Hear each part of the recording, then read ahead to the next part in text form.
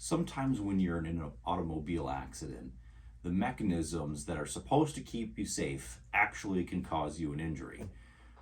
This is actually very common.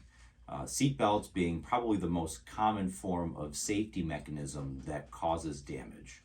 The reason for this is that seatbelts, for the most part, are really there to protect you from dying and serious head injury.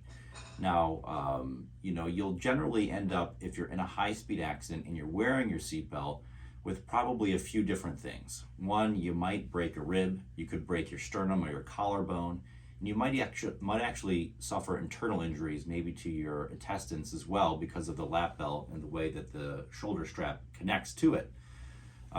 This isn't uncommon, and it's there to protect your life, but the problem is that you're still suffering these injuries. And the same thing with an airbag. An airbag can leave abrasions on your face, it can give you whiplash, it can even break some of the facial bones around your nose or your mouth.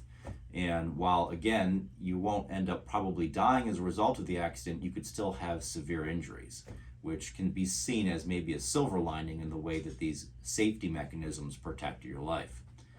Notwithstanding these injuries, though, the at-fault party is still responsible, even though the car is the one that might have caused these damages in some part. And so the person who hit you or caused this accident is still responsible to compensate you for your injuries and your pain and suffering. And it's important to make sure after an accident that you contact not only an attorney that knows how to deal with these damages, but also sees them all the time so that they can make the right claim against the right individual.